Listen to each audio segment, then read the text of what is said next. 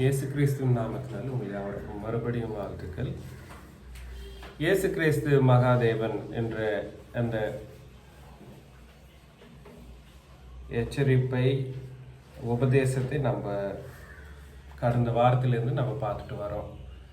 கடந்த வாரம் நம்ம இயேசு கிறிஸ்துவனுடைய மகாதேவத்துவத்தை பற்றி ஆலோசனை பண்ணப்போ இயேசு கிறிஸ்து எப்படிப்பட்டவர் என்ற விஷயங்களை ரொம்ப தெளிவாக ஆராய்ந்து பார்த்தோம். இயேசு கிறிஸ்து மகாதேவன் எனப்படுறதுக்கு மூல காரணங்களை நம்ம பார்த்துட்டு வந்தோம். மகாதேவன் சொல்றது எல்லாரும் சொல்லுவாங்க, ஒத்துக்குவாங்க கூட நிறைய பேர். ஆனால் எப்படி அவர் மகாதேவன் என்ற விஷயத்தை மட்டும் நம்ம பார்த்துட்டு வரோம். எப்படின்னா, அவர் சகல ஜாதிகளையும் ரட்சிக்க தன்னைத்தானே ஒப்பு கொடுத்த தேவன். சகல ஜாதியாரும் சகல மனுஷர்களுக்காகவும், அப்படின்னா கடந்த 2000 வருஷம் முதல் கொண்டு இனிமே வரப்போற எத்தனை வருஷம் இருக்க போதோ அத்தனை வருஷமும் பிறக்க போற மனுஷர்களுடைய பாவங்களுக்காகவும் அவருடைய ரத்தம் சிந்தப்பட்டிருக்கிறது.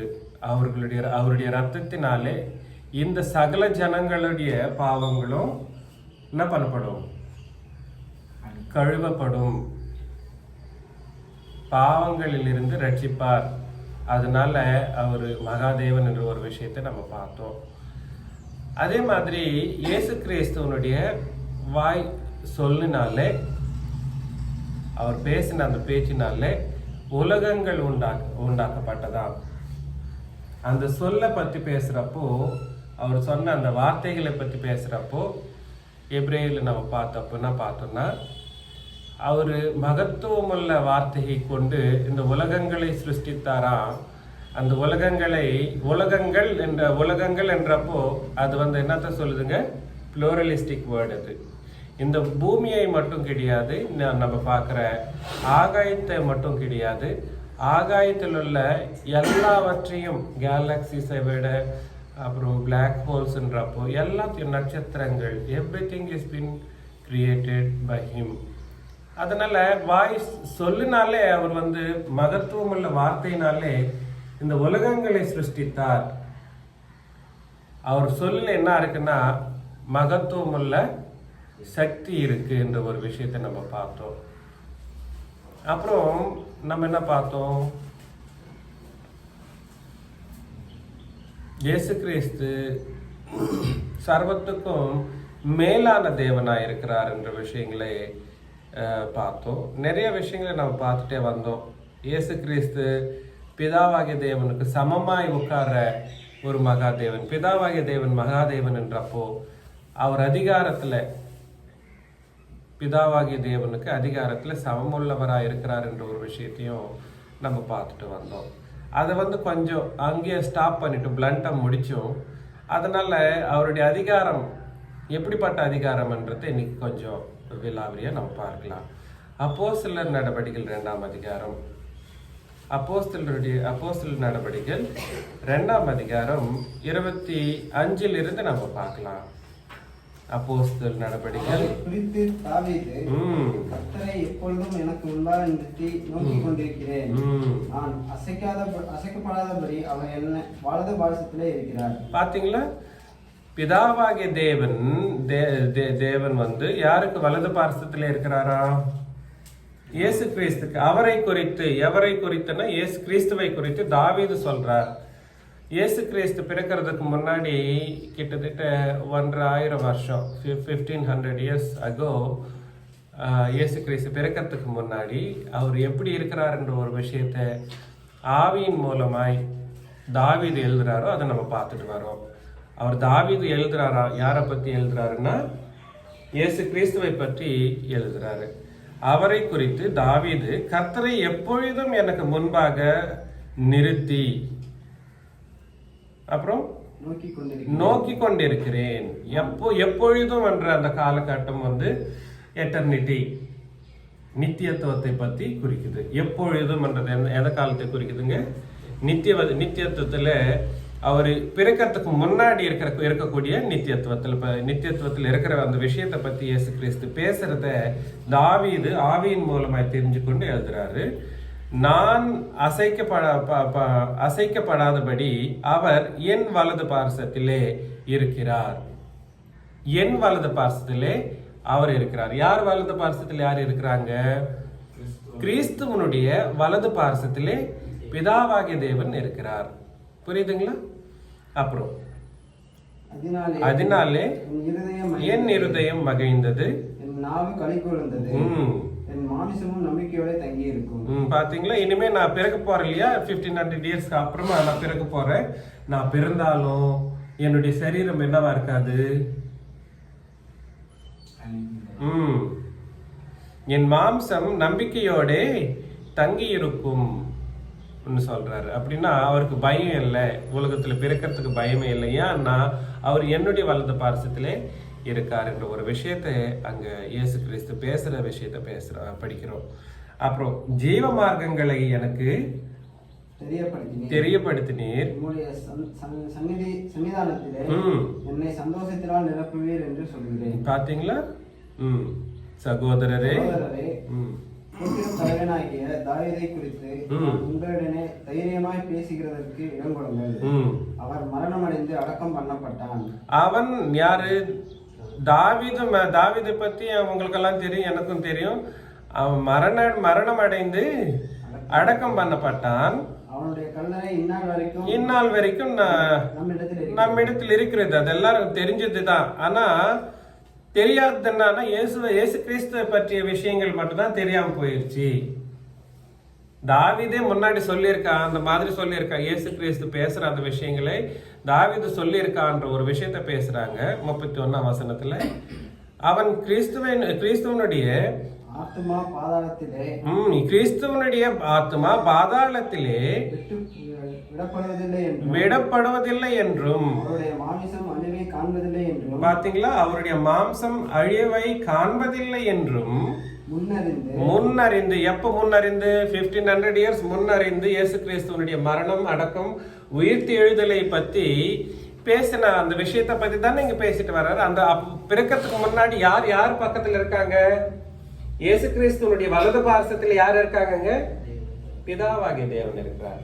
இது உலகம் தெரிஞ்சுக்கொள்ளாம போயிருச்சு. யார் பக்கத்துல யார் இருக்காங்க பிறக்கிறதுக்கு முன்னாடி? இயேசு கிறிஸ்து பிறக்கிறதுக்கு முன்னாடி இயேசு கிறிஸ்துவுக்கு வலது பார்சத்திலே பிதாவாகிய தேவன் இருக்கார். தாவீது பரலோகத்திற்கு எழுந்து போகவில்லையே. தாவீது போனாரா பரலோகத்துக்கு? அவர் போல. தாவீது போல.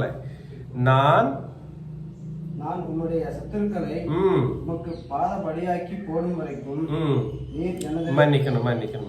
32 இல்லைங்களா? இந்த இயேசுவை 31 அவர் உரித்தெழுதலை குறித்து இப்படி சொன்னான். மன்னிக்கணும் 31பா. அவன் கிறிஸ்துவனுடைய ஆத்துமா பாதாளத்திலே விடுபடுவதில்லை என்றும் அவருடைய மாமிசம் அழிவை காண்பதில்லை என்றும் முன்னறிந்து அவர் உயிர்த்தெழுதலை குறித்து இப்படி சொன்னான்.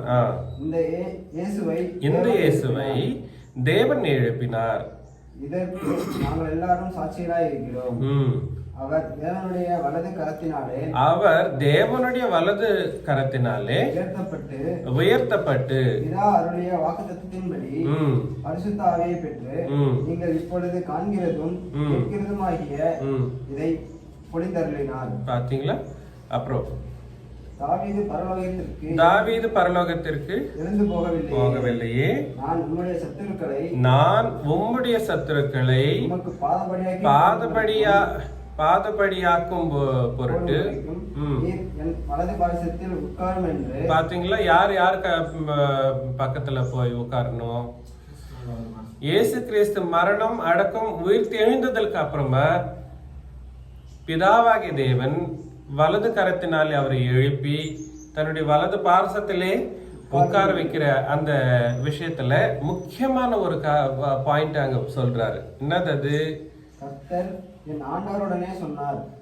இருங்க 33ஆம் வசனம் இன்னொரு வாட்டி. அவர் தேவனுடைய வலது கரத்தினாலே உயர்த்தப்பட்டு பிதா அருளிய வாக்குத்தத்தத்தின்படி பரிசுத்த ஆவியை பெற்று நீங்கள் இப்பொழுது காண்கிறதும் கேட்கிறதும் ஆகிய இதை பொழிந்தருளினார். தாவீது பரலோகத்திற்கு எழுந்து போகவில்லையே. நான் உம்முடைய சத்துருக்களை உமக்கு பாதபடியாக்கி போடும் வரைக்கும் நீர் என் வலது பாரிசத்தில் எது வரைக்கும் இருப்பாரா? சத்துருக்களை யார் பாதபடியில கொண்டு வரணும்? இப்ப யார் வேலை செய்யறாங்க?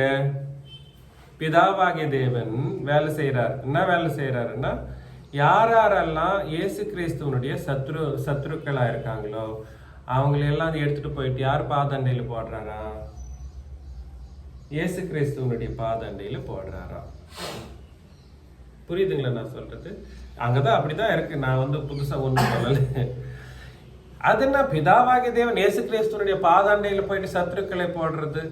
இதெல்லாம் நம்ம ஒரு லாஜிக்கல் பேஸ்ட் யோசனையில நம்ம பண்ணவே கூடாது. தத்துவ ஞானத்தோட தேவனுடைய வசனங்களை நம்ம கற்றுக்கொள்ளவே கூடாது. நேற்று அதுதான் நம்ம பார்த்தோம். எப்பவுமே தத்துவ ஞானம் இல்லை இந்த உலகத்துக்குரிய இப்பிரபஞ்சத்துக்குரிய ஞானத்தின்படியோ இல்லை நம்ம பாரம்பரியமா நம்ம தாத்தாக்கு முன்னாடி இருந்த தாத்தாங்க அவங்களெல்லாம் சொல்லிட்டு வந்த ஞானத்தின்படியோ இல்லை உங்களுடைய படிப்பின்படியோ, என்னது நீங்க சயின்ஸ் படிச்சிருந்தா சயின்ஸின் படி, மேத்தமெட்டிக்ஸ் படிச்சிருந்தா மேத்தமெட்டிக்ஸின் படி, ஆர்கியாலஜிக்கல் ஸ்டடீஸ் பேஸ்டா இந்த விஷயங்களெல்லாம் நான் புரிஞ்சுக்கிறதுக்கெல்லாம் முடியவே முடியாது, புரிஞ்சிக்கவும் கூடாது. அது நம்மளுக்கு கட்டளை. அதனால நான் என்ன சொல்ல வரேன்னா, இயேசு கிறிஸ்துவனுடைய சத்துருக்கள் வருவாங்களாம். அந்த சத்துருக்களை பிதாவாகிய தேவன் என்ன பண்ணுவாரா, இயேசு கிறிஸ்துவனுடைய பாதண்டையிலே எடுத்துட்டு போயிட்டு போட்டுருவாராம். அப்புறம் அது வரைக்கும் நீங்க எங்க இருக்கணும்? அது வரைக்கும் நீர் என்னுடைய வலது பார்சத்திலே உட்காரும். நீர் என் வலது பார்சத்திலே உட்காரும் என்று கர்த்தர் என் ஆண்டவருடனே, கர்த்தர் என் ஆண்டவருடனே சொன்னார். என் ஆண்டவர் யார சொல்றாரு? இயேசு கிறிஸ்துவே சொல்றாரு. யார் சொல்லிட்டு இருக்கிறது? தாவீது சொல்றாரு. தாவீது யார்கிட்ட தாவீது அந்த தன்னுடைய ஞானத்தினாலே பார்க்கிற அந்த விஷயத்தை பிதாவாகிய தேவன் இயேசு கிறிஸ்துவின் இடத்துல பேசுற அந்த விஷயத்தை சொல்றாரு. என்னன்னு சொல்றாருன்னா, என்ன சொல்றாரு?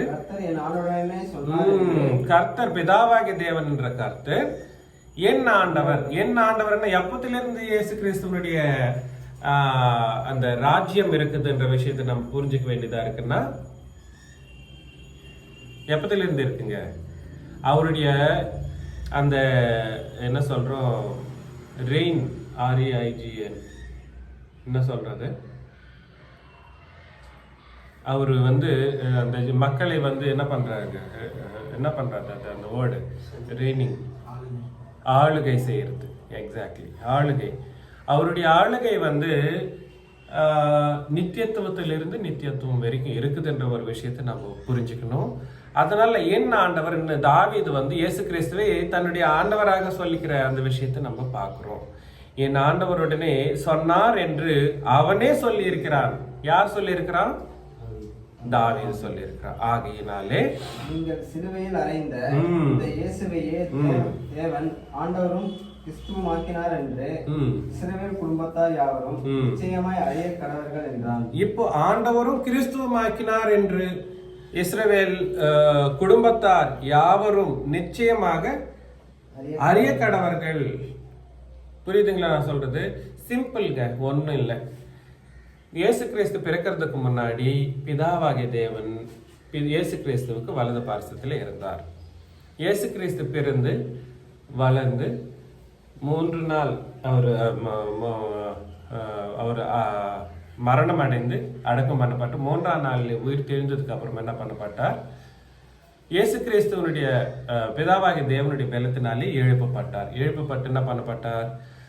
அவர் 40 நாள் இந்த உலகத்தில் இருந்ததுக்கு அப்புறமா திருப்பி பரலோகத்துல போயிட்டு பிதாவாகிய தேவனுக்கு வலது பார்சத்திலே உட்கார்றார். இப்ப வலது பார்சம் முன்னாடி யார் வலது பார்சத்துல இருந்தாங்கன்னா, இயேசு கிறிஸ்துவனுடைய வலது பார்சத்திலே பிதாவாகிய தேவனும், மரணம் அடக்கம் உயிர் தெழுதலுக்கு அப்புறமா பிதாவாகிய தேவனுக்கு வலது பார்சத்துல இயேசு கிறிஸ்துவும் உட்கார அந்த விஷயங்களை நம்ம புரிஞ்சுக்கணும். வலது பார்சம் என்றது ஒண்ணும் இல்லை.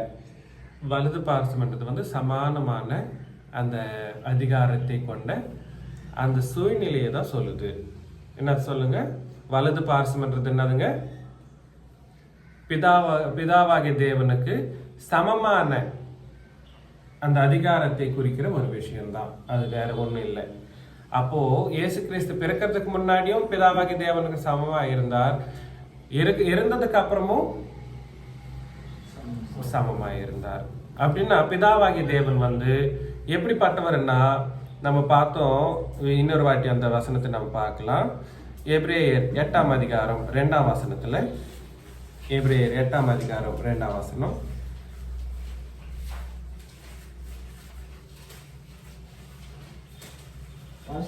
பரிசுத்த ஸ்தலத்திலும் மனுஷரால் அல்ல கர்த்தரால் ஸ்தாபிக்கப்பட்ட மெய்யான கூடாரத்திலும் ஆசாரிய ஊழியம் செய்கிறவருமாய் இருக்கிற பிரதான ஆசாரியர் நமக்கு உண்டு.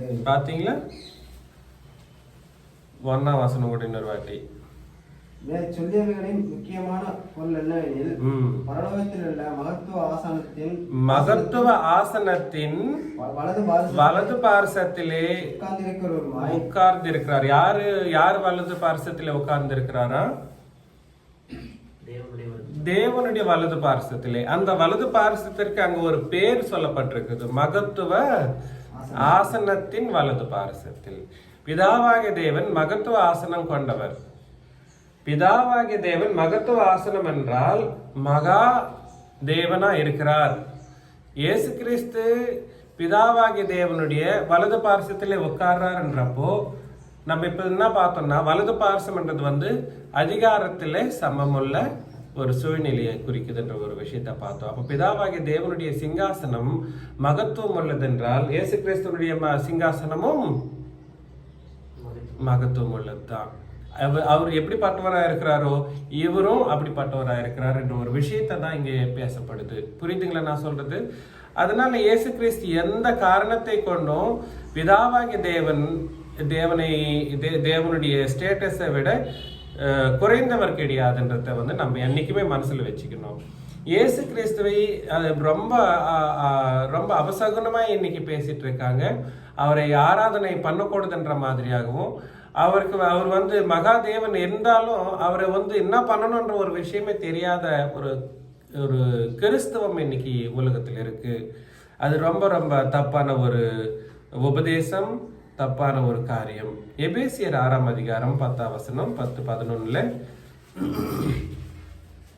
எபேசியர் 6ஆம் அதிகாரம். சகோதரரே, கர்த்தரிலும் சத்துவத்தின் வல்லமையிலும் பலப்படுங்கள். நீங்கள் பிசாசின் தண்டங்களோடு ஏற்றுவிட்டு திராணிகளாக தேவனுடைய செவ்வாய் வர்க்கத்தில் தரித்துக் கொள்ளுங்கள். இன்னொரு வாட்டி அங்க ரொம்ப சகோதரரே, சத்துவத்தின் வல்லமையிலும் பலப்படுங்கள். பாத்தீங்களா? அவருக்கு என்ன சத்துவம் இருக்கு? வல்லமையுள்ள சத்துவம். வல்லமையுள்ளன்னா மகா சக்தி உள்ளவர் என்ற ஒரு விஷயத்தை பத்தி அங்க பேசுது. அங்க இந்த இங்கிலீஷ்ல எப்படி இருக்குன்னா, இந்த டிவைன் பவர் எப்படிங்க? மகா சக்தி ரொம்ப ரொம்ப இம்பார்ட்டன்ட் வேர்டு அது. அவருடைய வல்லமையுள்ள மகத்துவம் அல்ல வல்லமை. மகத்துவம் இல்லைன்னா மகா சக்தி உள்ள வல்லமை. ரெண்டும் சக்தினாலும் வல்லமைன்னாலும் ரெண்டும் ஒன்று தான். மகா சக்தி என்ற ஒரு வேர்ட் வந்து அதர் லாங்குவேஜஸ்லயும் யூஸ் பண்ணப்பட்டிருக்குது. இயேசு கிறிஸ்துக்குள்ள அந்த சக்தி சாதாரணமான சக்தி கிடையாது. அவருடைய வல்லமை சாதாரணமான வல்லமை கிடையாது. அது மகத்துவம் உள்ள வல்லமை. அவரு அந்த வல்லமையினாலே என்ன பண்ணுவாராம்?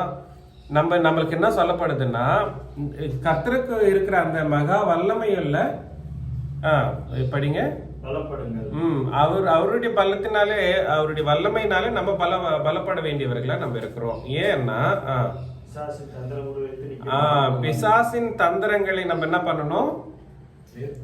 எதிர்த்து நிற்க வேண்டிய சக்தி நம்மளுக்கு தேவைப்படுது.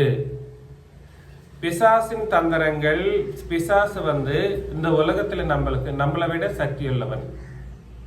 உலகத்திலே சாத்தானானவன் வந்து உலகத்திலே சக்தி உள்ளவன். அவனுடைய அது தந்திரமான சக்தி தான். அந்த தந்திரமான சக்தியை வந்து நம்ம எதிர்க்கணும்னா அது ரொம்ப கஷ்டமான ஒரு விஷயம். அதனால உங்களுக்கு என்ன தேவைன்னா இயேசு கிறிஸ்துவனுடைய மகத்துவமுள்ள சக்தி உங்களுக்கு தேவை. நமக்கு எல்லாருக்கும் தேவையா இருக்கு. புரியுதுங்களா நான் சொல்றது? அவருடைய வல்லமையுள்ள அந்த சக்தி நம்மள என்ன பண்ணுவோம்னா சாத்தானை வந்து இல்ல அந்த பிசாசை வந்து எதிர்க்கக்கூடிய ஒரு சக்தியை நம்மளுக்கு கொடுக்கும். யாராவது அந்த மாதிரி யோசனை பண்றோமா?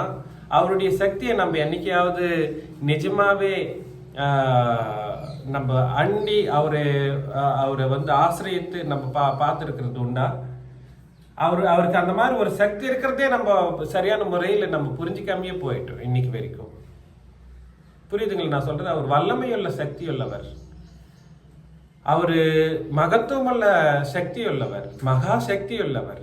மகாதேவனுக்கு வந்து மகா சக்தி இருக்கு. அவருடைய வார்த்தையிலே மகா சக்தியுள்ள வார்த்தை, மகத்துவம் உள்ள வார்த்தை. இயேசு கிறிஸ்துவனுடைய வார்த்தை மகத்துவம் உள்ள வார்த்தை. அவரில் இருக்கக்கூடிய சக்தி மகத்துவம் உள்ள சக்தி.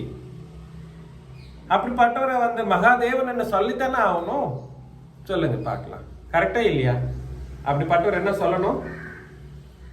மகா தேவன், மகாதேவன். பாருங்க 11ஆம் வசனம் இன்னொரு வாட்டி படிங்க.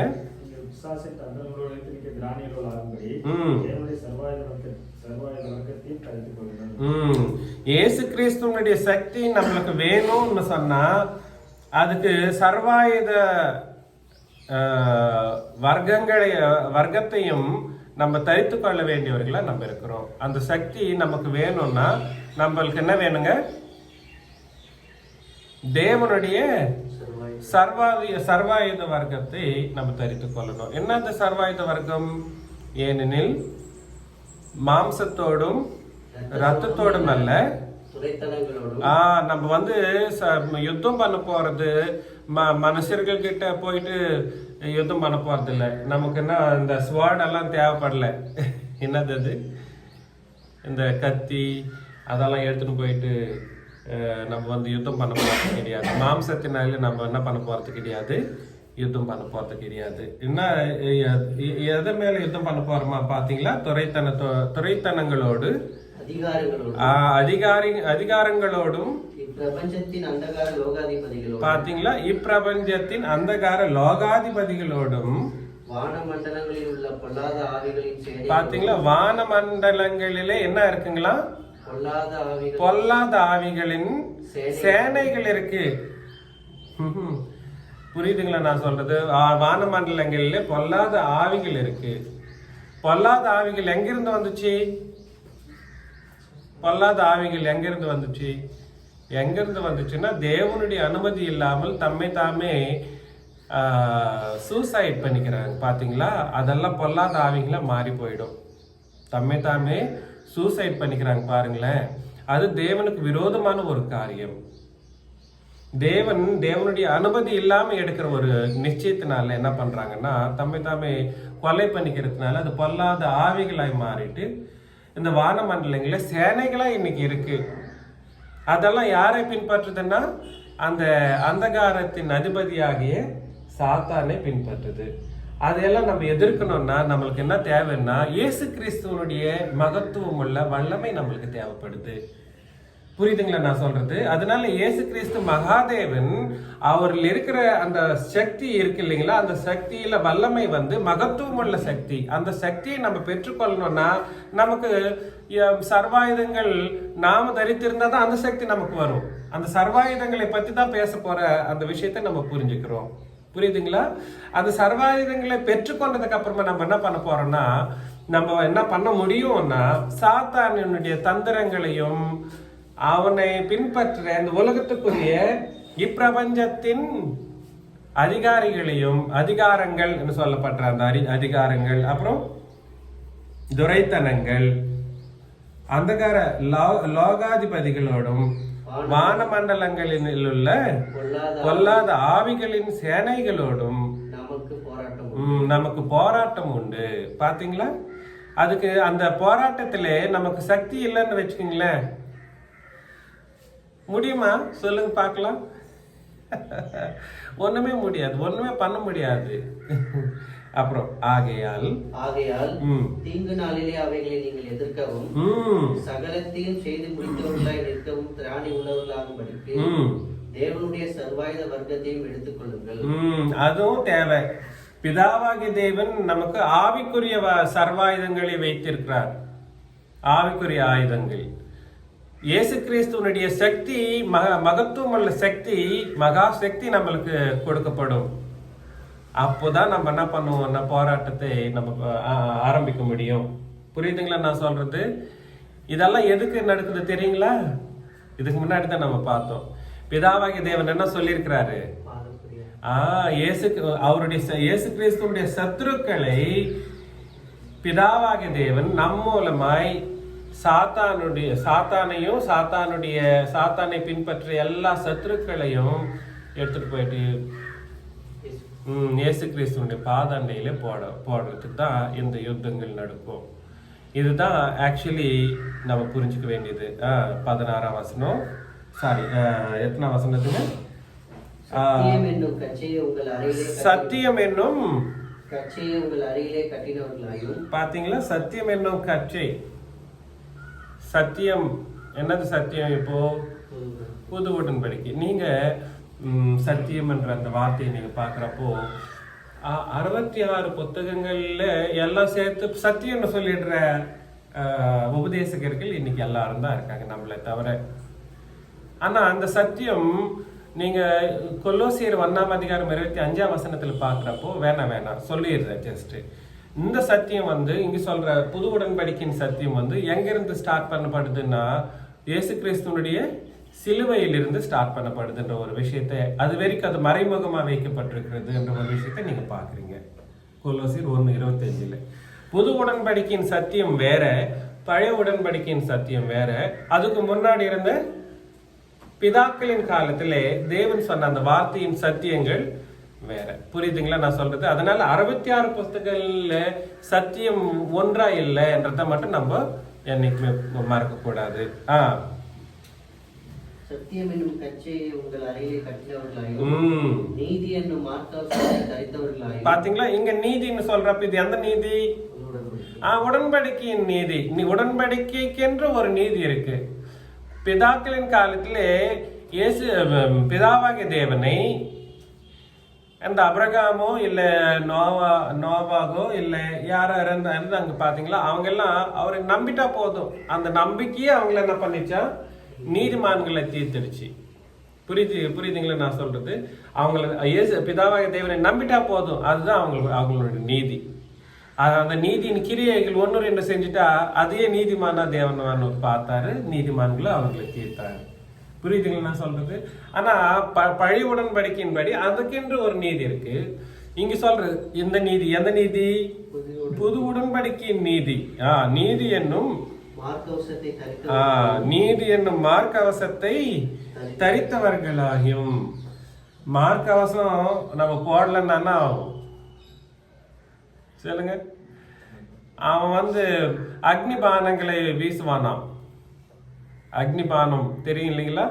அக்னியுள்ள அந்த பானங்களை வீசுறப்போ அது வந்து எங்க வந்து படும்? மார்பில தான் வந்து படுறப்போ அந்த கவசம், நீதியின் கவசம் இருந்துச்சுன்னு வச்சுக்கோங்களேன், என்னவாகும்? அது ஒண்ணுமே நம்மள பண்ணாது. புரியுதுங்களா? அப்புறம் சமாதானத்தின் சுவிசேஷத்திற்குரிய ஆயுதம் என்னும் பாதரட்சியை காலையிலே தொடுத்தவர்களாயும். இது நம்ம யாரும் பண்றதில்லை. நேற்று பைபிள் கிளாஸுக்கே வாங்கன்னு சொன்னா வராம போயிட்டீங்க. சுவிசேஷத்தை பாதரட்சியாக எங்க நம்ம போய் சொல்ல போறோம்? புரியுதுங்களா நான் சொல்றது? பைபிள் கிளாஸ்க்கு வாங்க ரெடி பண்ணலாம், 1 டே ஃபுல்லா நம்ம நடத்தலாம்னு சொன்னா பாதரட்சி வேற வேணுமா? பாதரட்சி நம்மளுக்கு இல்லைன்னா தயவு செஞ்சு நம்ம வந்து ஜெயிக்க முடியாதுங்க சாத்தான. அண்ணா அது பாதரட்சி என்னதுங்க? அது சமாதான சுவிசேஷம். அது வந்து நம்மளுக்கு பாதரட்சை. புரியுதுங்களா நான் சொல்றது? அந்த ரட்சை நம்மளுக்கு வேணும். நான் சொல்றேன், பரலோகம் போகணும்னா சாத்தானை ஜெயிச்சாதான் பரலோகத்துக்கு போக முடியும். இங்க அவன் தான் நம்மளுக்கு வந்து என்னவா இருக்கான்? பேரியரா இருக்கான் பரலோகத்துக்கு. புரியுதுங்களா நான் சொல்றது? ஆனா புது உடன்படிக்கையின்படி இருக்கிறப்போ நாம தான் அவனை வந்து முற்றிலும் ஜெயிக்க முடியும். அந்த ஜெயிக்கிறதுக்காக நம்மளுக்கு 2 முக்கியமான விஷயங்கள் கொடுக்கப்பட்டிருக்குது. ஒன்று தேவனால கொடுக்கப்படுகிற சர்வாயுதம், 2 இயேசு கிறிஸ்துவனுடைய மகத்துவம் உள்ள சக்தி. இந்த 2 தான் நம்மளுக்கு இருக்கு இன்னைக்கு. இயேசு கிறிஸ்துவனுடைய மகத்துவம் உள்ள சக்தியையும் அப்புறம் பிதாவாகி தேவனுடைய சர்வாயுதங்களும் நம்ம தரித்திருந்தாதான் சாத்தானை நம்ம ஜெயிச்சுட்டு நேர பரலோகம் போக முடியும். இல்லைன்னா பரலோகம் கிடைக்காது. தயவு செஞ்சு பாருங்க, தயவு செஞ்சு நீங்க யோசனை பண்ணுங்க, கொஞ்சம் சீரியஸா எடுத்துக்கங்க. தயவு செஞ்சு சீரியஸா எடுத்துக்கலன்னா நம்ம இங்க 1 hour 1.5 hour உட்கார்றதும் வேஸ்ட், காணிக்க போறதும் வேஸ்ட், நீங்க பாட்டு அப்படியே கம்பீரமா பாடுறதும் வேஸ்ட், எல்லாமே வேஸ்ட் ஆயிடும். இந்த சத்தியம் எங்கேயுமே உங்களுக்கு கிடைக்காது. நீங்க எந்த லிட்டரேச்சர் பார்த்தாலும் கிடைக்காது. நீங்க எந்த உபதேசகர்கள் கிட்ட கேட்டாலும் சொல்லவே முடியாது. ஏன்னா புது உடன்படிக்கையை சொல்ற மனுஷனே இன்னைக்கு இல்லை. உங்களை நான் ரெடி பண்ணிட்டு இருக்கிறதுக்கு ட்ரை பண்றேன். நீங்க இஷ்டப்படலைன்னா நம்ம பண்ணவே முடியாது. டைரக்டா போய் நரகத்துல விழ வேண்டிய ஒரு சூழ்நிலை வந்துடும். புரியுதுங்களா நான் சொல்றது? பார்க்கலாம். பொல்லாங்கனியும் அக்னிஸ்தரங்களை எல்லாம் அவித்து போடத்தக்கதாய். பாத்தீங்களா என்ன அஸ்திரங்களாம் அவன் வீசுறது? அக்னி எல்லாம் அவித்து போட தக்கதாய் எல்லாவற்றுக்கும் மேலாக விசுவாசம் என்னும் கேடகத்தை பிடித்துக் கொண்டவர்களாய் நில்லுங்கள். பாத்தீங்களா, விசுவாசம் என்னும் கேடகம். இந்த விசுவாசம் கூட புது உடன்படிக்கையின் விசுவாசம். இதுக்கு வித்தியாசம் நம்ம காட்டணும்னா தயவு செஞ்சு பார்க்கலாம். நிறைய வசனங்களை நம்ம பார்க்கலாம். புது உடன்படிக்கையின் விசுவாசம் பழைய உடன்படிக்கை இருந்த காலகட்டத்துல வெளிப்படவே இல்லைன்ற விஷயத்தை நம்ம எங்க பாக்குறோம்? கலாத்தியர் 3ஆம் அதிகாரம் 23ஆம் வசனத்திலிருந்து நம்ம பாக்குறப்போ நியாயப்பிரமாணம் இருந்த காலம் முழுவதும் புது உடன்படிக்கையின் விசுவாசமே வெளியாக்கப்படலைன்ற ஒரு விஷயத்தை நம்ம பாக்குறோம். என்ன சொல்லுங்க ஸ்டேட்மெண்ட்.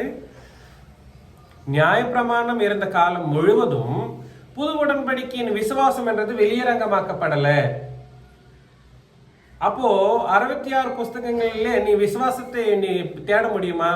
முடியவே முடியாது. அதனாலதான் பொது உடன்படிக்கையின் விசுவாசத்தை இப்போ குறிய விஷயங்கள் இங்க பேசுறதை நம்ம பாக்குறோம்.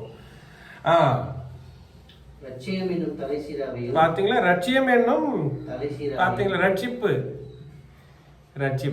ரட்சிப்பு நாங்கெல்லாம் ரட்சிக்கப்பட்டுட்டோம்னு நம்ம சந்தோஷப்படுறோம். நிஜம்தான், அது வாஸ்தவம். அதுல எந்த ஒரு இது இல்லை.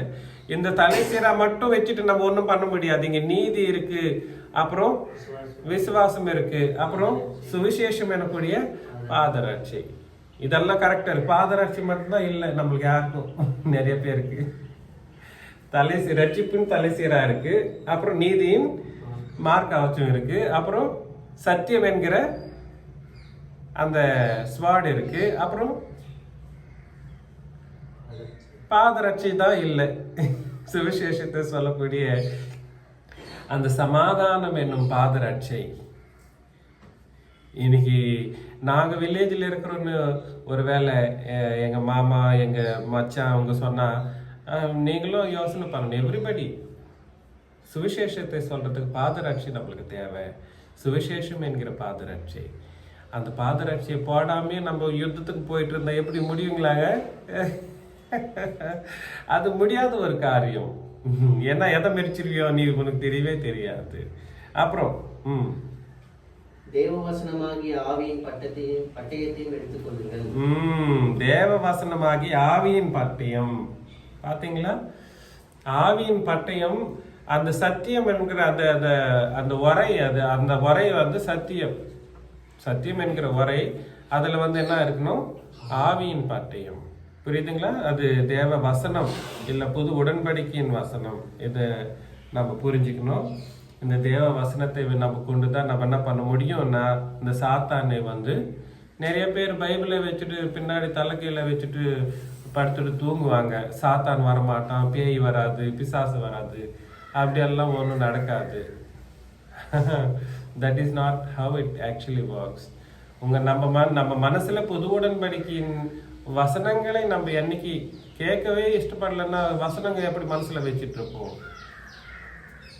புரியுதுங்களா நான் சொல்றது? தயவு செஞ்சு இந்த விஷயங்களை நம்ம மனசுல வச்சுக்கணும். அப்புறம் 18 எந்த சமயத்திலும் சகலவிதமான வேண்டுதல்களோடும் பாத்தீங்களா, முக்கியமானது சகலவிதமான வேண்டுதல், வேண்டுதலோடும் விண்ணப்பத்தோடும் ஆவியினாலே ஜெபம் பண்ணி. அதுதாங்க நம்ம ஜெபம் பண்றது யாருனால ஜெபம் பண்ணணும்? ஆவியினாலே ஜெபம் பண்ணணும். உலகத்துல சபை இருக்கிற சபையில் இருக்கிற எல்லா காலகட்டத்திலையும் நம்ம யாருனால ஜெபம் பண்றோம்? பரிசுத்த ஆவியானவர்னாலே.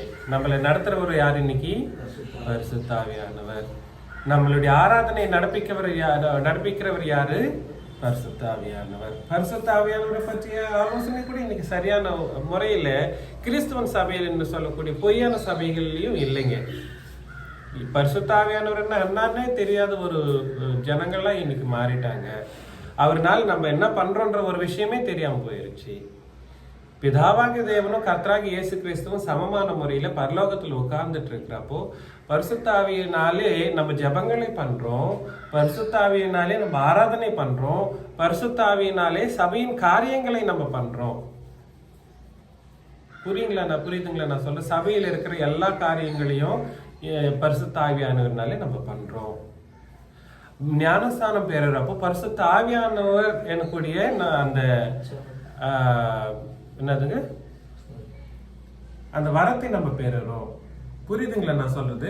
இது பரிசுத்த ஆவியானவரும் நமக்கு என்னவா இருக்கிறாரு, அதனால நம்ம ஜெயிக்கிறதுக்கு அவரும் உடந்தையா இருக்கிறார். புரியுதுங்களா நம்ம சொல்றது? அதனால பிதா குமாரன் பரிசுத்த ஆவியானவர் டைரக்டா இறங்க மாட்டாங்க. எதுக்கு? சாத்தான் கிட்ட யுத்தம் பண்றதுக்கு அவர் இறங்க வேண்டிய இதுவே கிடையாது. அவங்க வர வேண்டிய சூழ்நிலையே கிடையாது. நமக்கு பரலோகம் அவ்வளவு ஈஸியாவும் கிடைக்காது. நீங்க நினைக்கிற மாதிரி புது உடன்படிக்கையில் இருந்துட்டா போதுமா? நக முடியாது. புது உடன்படிக்கையில் இருந்தாலும் சாத்தானுடைய சேனைகளோட நமக்கு என்ன இருக்குன்னா யுத்தம் இருக்கு, போராட்டம் இருக்கு. அந்த யுத்தத்தை நம்ம ஜெயிக்கணும்னா பரிசுத்த ஆவியானவருடைய சகாயமும் மகாதேவனாய் இருக்கிற இயேசு கிறிஸ்துவனுடைய மகா சக்தியும் பிதாவாகிய தேவனுடைய அந்த சர்வாயுத அஸ்திரங்களும் நம்மளுக்கு தேவைப்படுது. இம்மூவரின் பேரினாலதான் நம்ம சாத்தானை ஜெயிச்சுட்டு அப்படியே நேரா பரலோகம் போவோம். ஜெயிப்போம். நம்ம ஜெயிக்கிறதுக்கு தான் நம்மளுக்கு இது இருக்கு. ஆனா சாத்தானுடைய சாவு யார்கிட்ட இருக்குன்னா யார்கிட்ட இருக்கு நம்ம பார்த்துட்டு நம்ம முடிச்சுக்கலாம். அதே தெசலோனிக்கர் 2 தெசலோனிக்கர் 2 அதிகாரம் 7 வசனம் 8 வசனத்தை நம்ம பார்க்கலாம். அக்கிரமத்தின் ரகசியம் பாத்தீங்களா? அக்கிரமத்தின் ரகசியம் இப்பொழுதே கிரியை செய்கிறதா? ஆனாலும் தடை செய்கிறவன் நடுவிலிருந்து நீக்கப்படும் முன்னே அது வெளிப்படாது. யார் தெரியுங்களா தடை செய்கிறது? ஆவி, பரிசுத்த ஆவியானவர். நீக்கப்படும் போது அக்கிரமக்காரன் வெளிப்படுவார். அவரை நீக்கிட்டார். இன்னைக்கு பரிசுத்த ஆவியானவர் நீக்கப்படுவார். எப்போ? இயேசு கிறிஸ்துவனுடைய வருகையில பரிசுத்த ஆவியானவர் நீக்கப்படுறப்போ இவனுடைய ஒரிஜினாலிட்டி தெரிஞ்சு வரும். யாருடைய ஒரிஜினாலிட்டி? சாத்தானுடைய ஒரிஜினாலிட்டி அப்பதான் தெரிய வரும். அது வரைக்கும் பரிசுத்த ஆவியானவர் நமக்கு உடந்தையா இருந்துட்டு சாத்தானை ஜெயிக்கக்கூடிய ஒரு சூழ்நிலையை நமக்கு ஏற்படுத்திட்டே வருவார். அவர் வருவார். இயேசு கிறிஸ்து வர்றப்போ பரிசுத்த ஆவியானவர் நீக்கி போடுறப்போ சாத்தானுடைய ஒரிஜினாலிட்டி, அந்த ஃபேஸ், அந்த அவனுடைய எல்லா விதமான சக்திகளும் அன்னைக்கு வெளிரங்கமாக்கப்படும். அப்போ இயேசு கிறிஸ்து வராராம். என்ன பண்றாராம்? தம்முடைய வாயின் சுவாசத்திலே அழித்து தம்முடைய வருகையின் பிரசன்னத்தினாலே நாசம் பண்ணுவார். பாத்தீங்க? சாத்தானை எப்படி வாயின் சுவாசத்தில் ஊதிட்டு வராம். இப்படி ஊதி சாத்தானை நாசனம் பண்ணிட்டு வராம் இயேசு கிறிஸ்து. அப்படின்னா என்னன்ற அர்த்தம் தெரியுங்களா? நமக்கு தான் சாத்தான் சக்தி உள்ளவன். புரியுதுங்களா? ஆனா இயேசு கிறிஸ்துவனுடைய அவர் ஊதுற அந்த சுவாசத்தின் காத்திலேயே அவன் அடிச்சுட்டு போயிடுவான். அப்படின்னா சாதாரணமான சக்தி உள்ளவர் கிடையாது இயேசு கிறிஸ்து. புரியுதுங்களா? அவருடைய ஒளியின் பிரகாசத்திலே அவன் நான் ஆயிடுவானா? நாசனமாக்கப்படுவான். ஒளியின் பிரகாசமா அவர் யுத்தம் எல்லாம் பண்ண தேவையில்லை. நிறைய பேர் இந்த கிறிஸ்துவன் சபையில கூட கொஞ்சம் பேர் நம்புறாங்க. இல்ல இந்த பொய்யான அந்த டினாமினேஷனலிசம்ல வந்து இயேசு கிறிஸ்துக்கும் அந்த தேவதூதர்களுக்கும் யுத்தம் நடந்துச்சு அப்படின்னு யுத்தமெல்லாம் அவர் போடுற அந்த சீனே கிடையாதுங்க. இயேசு கிறிஸ்து யுத்தமெல்லாம் போடவே மாட்டாரு. அவருடைய சக்தி என்னன்றதை புரிஞ்சிக்காமே நிறைய பேர் இன்னைக்கு காரியங்களை பண்ணிட்டு இருக்காங்க. இயேசு கிறிஸ்து வந்து சாத்தான் கிட்ட யுத்தமெல்லாம் போடவே மாட்டார். எப்போ சாத்தான் வந்து நம்மளால ஜெயிக்கப்படுறதுனால தான் நம்ம வந்து சாத்தானை ஜெயிக்கணும். புரியுதுங்களா? நம்ம வந்து சாத்தானை ஜெயிக்கணும். அது நம்மளுடைய இந்த உலகத்துல நமக்கு கொடுக்கப்பட்டிருக்கிற டாஸ்க். இந்த டாஸ்க் எல்லாம் நம்ம விட்டுடுறோம். நம்ம சத்தியத்தை வந்து கேட்கறது இல்லை, மனசுல வச்சுக்கிறது இல்லை. அப்புறம் இந்த ரட்சிப்பு மட்டும் கிடைச்சிருச்சு, அது ஒண்ணு இருந்தா போதுமா? போதாது. நீதி இருக்கு, நீதி இருந்தா போதும் போதாது. ரட்சை வேணும், பாதரட்சை வேணும். அப்புறம் என்ன வேணும்? தலைக்கு அந்த ரட்சிப்பின்களுடைய சிரா, அப்புறம் அந்த தேவ வசனம் எனக்கூடிய அந்த கட்கம் இல்ல அந்த கத்தி, அந்த வாட் இஸ் இட் ஸ்வர்ட், இதெல்லாம் இருந்து நம்ம சாத்தானை வந்து ஜெயிச்சுட்டு போறப்போ அப்பவே சாத்தான் வந்து ரொம்ப இதுவா இருப்பான். ஆனா இயேசு கிறிஸ்து வருகையில அவருடைய சுவாசத்திலே அவன் வந்து என்ன பண்ணப்படுவான்? சுவாசத்திலே அவர் வந்து ஒண்ணுமே பண்ண தேவையில்லை. யுத்தமெல்லாம் கத்தி போட்டு இப்படி போட்டு அப்படி போட்டு அதெல்லாம் தேவையா இருக்காது. அப்படி குத்தி no, it won't happen in that way. புரியுதுங்களா நான் சொல்றது? அவருடைய சுவாசத்திலே ஊதி அவருடைய வெளிச்சத்தின் பிரகாசத்திலேயே சாத்தான் வந்து நாசம் பண்ணப்படுவான். புரியுதுங்களா நான் சொல்றது? நாசனம் பண்ணப்படுறதுன்றது வந்து அப்படியே அந்த வெளிச்சத்திலே போயிட்டு நரகத்துல போயிட்டு வீழ்ந்துருவான். அதுதான் நாசனம் என்ற அந்த ஒரு வார்த்தை. அவனுக்கு சாவு கிடையாது. புரியுதுங்களா நான் சொல்றது? இப்படிதான் நடக்க போகுது. இதுதான் சத்தியம். ஆனா நம்ம வந்து நம்ம யுத்தத்தை பண்றதுக்கு நம்மளும் ரெடியா இருக்கணும். அலட்சியமா நம்ம இருந்தோம்னா சாத்தானை நம்ம ஜெயிக்கவே முடியாது. சாத்தான் நமக்கு சம்மந்தப்பட்ட நம்ம ஆலோசனை பண்றபடி அவன் லேசுப்பட்டவன் கிடையாது. இயேசு கிறிஸ்துவ தான் அவன் லேசுப்பட்டவன் கூட கிடையாது. அதுக்கு கணக்குல இல்லாதவன் சாத்தான். புரியுதுங்களா நான் சொல்றது? ஏன்னா இயேசு கிறிஸ்து மகா தேவன். புரியுதுங்களா நான் சொல்றது? அதனால இயேசு கிறிஸ்துவனுடைய மகா தேவத்துவத்தை நம்ம புரிஞ்சுட்டு அதன்படி நம்ம உலகத்துல வாழ்ந்து அவருடைய சக்தினால சாத்தானை ஜெயிச்சு நம்ம பரலோகம் போறதுக்கு உங்களை எல்லாம் அழைத்து நான் இதோட நான் முடிக்கிறேன். உங்களை யாருக்கும் இயேசு கிறிஸ்து நாமத்தினாலே வாழ்த்துக்கள்.